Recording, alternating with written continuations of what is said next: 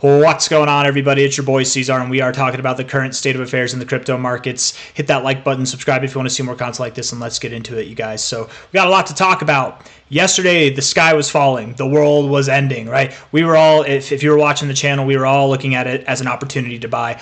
I definitely bought some more. On the side of caution, there were more than a few videos where I was recommending or at least suggesting that it might be wise to wait until the stock market opens, right? Wait and see how the market reacts.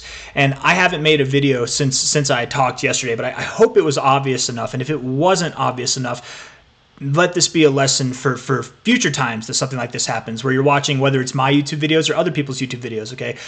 I did specifically say we have to wait and see how the market reacts, right? The market opened up down, but quickly recovered. When I say the market, I mean the stock markets. Stock markets, Canadian stock markets, American stock markets, whatever, everything, right? It opened up down, and then it came back up immediately. And it wasn't even that much of a opening to the downside, but there was some negative at first, right? Quickly recovered. That in itself should have set the bar that the lower prices we were expecting, that we were potentially going to see if this tariff war, this trade war, whatever, was to begin.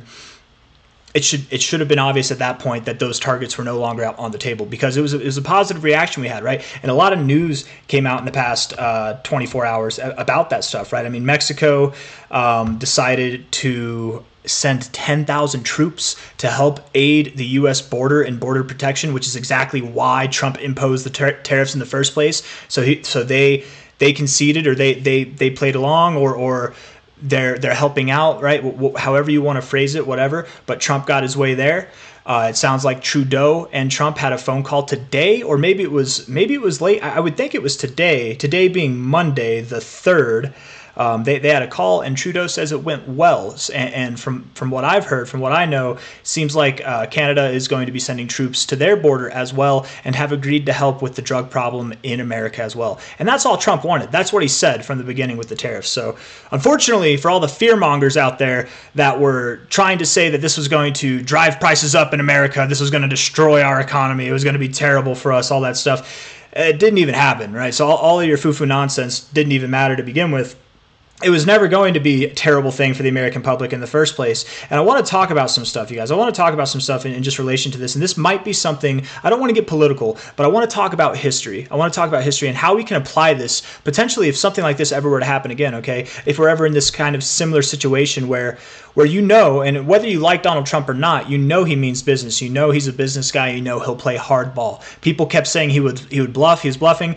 He wasn't bluffing. They caved in to his demands, and then the tariffs got put on pause because of it, right? Pause, I'm assuming the word pause is being thrown out there because he's probably waiting to see if the parties that be are going to live up to what their promises are. I'm assuming that's what it is. And then if in the next 30 days, I know it's like a 30-day pause for Canada. I don't know if it's a pause with Mexico or not, you know, but in the next 30 days, I'm assuming that this whole tariff scare thing will go away, because I bet the countries, Canada, United States, Mexico, are going to start working together. Now, I know that there's some people out there that are like, what about the European Union? You know, that we'll get to that. We can talk about that. Maybe not in this video. Maybe I'll do that on another video. But I want to keep it pertaining to the specific reasons why people were worried about the market crashing. Why I was considering that the market would crash. I wasn't worried. I definitely wasn't worried, but it was something that was very possible to happen. And I don't think it would have been smart. It's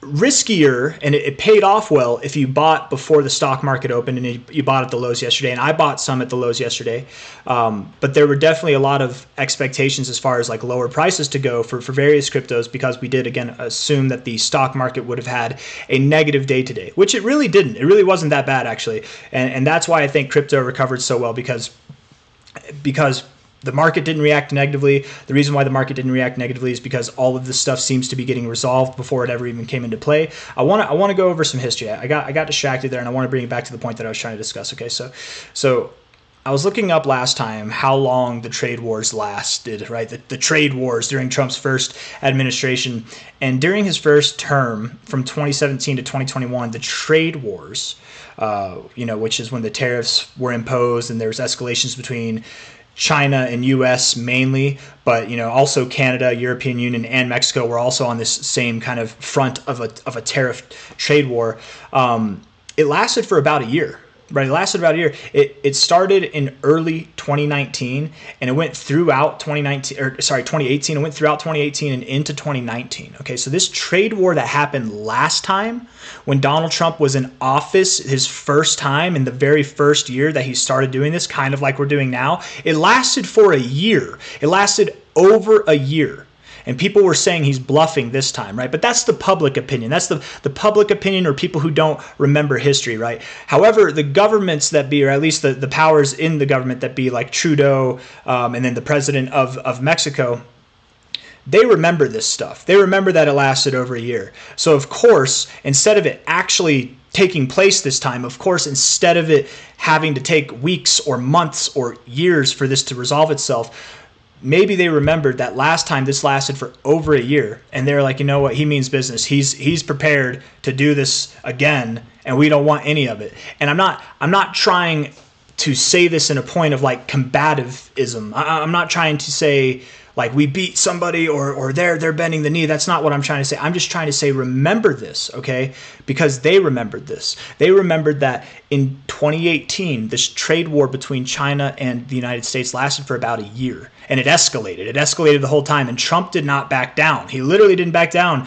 And it got to the point where he was threatening to pull out of NATO and stuff last time. And that's whenever people started to act right? It didn't get to that point this time because they know from last time that he means business, right? This isn't a bluff. Anybody who is saying it's a bluff, they have a very short-term memory and they forget what happened last time. So I'm more addressing this point as something that we might be able to use in the future if ever a circumstance like this is to arrive again, right? From previous administrations, from like-minded politicians or whatever, similar governments, you know, if something like this were to happen again, I think we understand which side has the leverage, right? And odds are it's the side that is sending financial aid to basically every country without receiving any financial aid themselves, right? The ones that have the leverage are the ones that get to use the leverage, right? So, and I'm not just saying that that's going to be the United States every single time, but in this particular instance it was. So, you know, we definitely I assumed that the markets would dump, but I think retrospectively looking back at it, it kind of makes sense that things got resolved in the manner that they did because they didn't want none, man. They didn't want none. They saw how it happened last time, and it lasted a very long time. And Trump didn't get everything he wanted last time, but it was more of a resolution that came out to be in favor of the United States.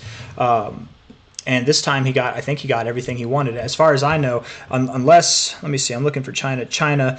No similar deal has been struck with China yet. The tariffs on Chinese goods are still scheduled to take effect, but it's a 10% tariff. So it's not going to be anything intense, right? With Trump indicating that further negotiations would occur later in the week.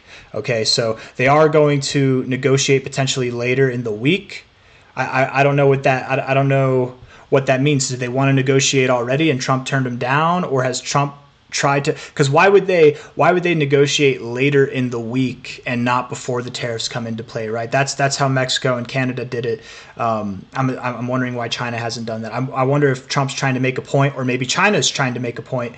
I'm going to read some stuff here. Let's see.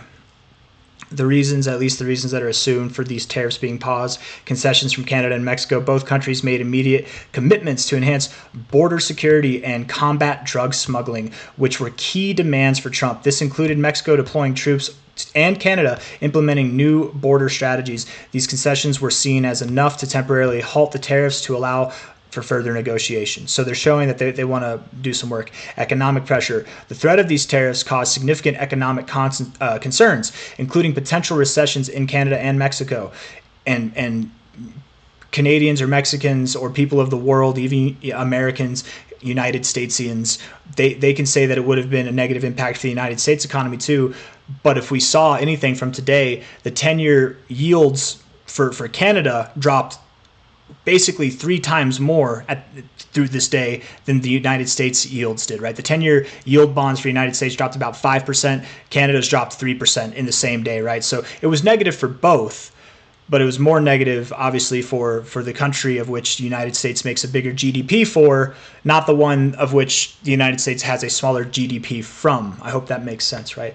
Economic pressure, increased consumer prices in the United States, and a general disruption in trade. The pause might be aimed at cooling down markets and providing a window for negotiation without immediate economic fallout. Political strategy. Pausing the tariffs could also be a strategic move to show immediate action on Trump's campaign promises regarding trade and border security while still maintaining leverage for further negotiations. So this is him saying, I like what you're doing so far.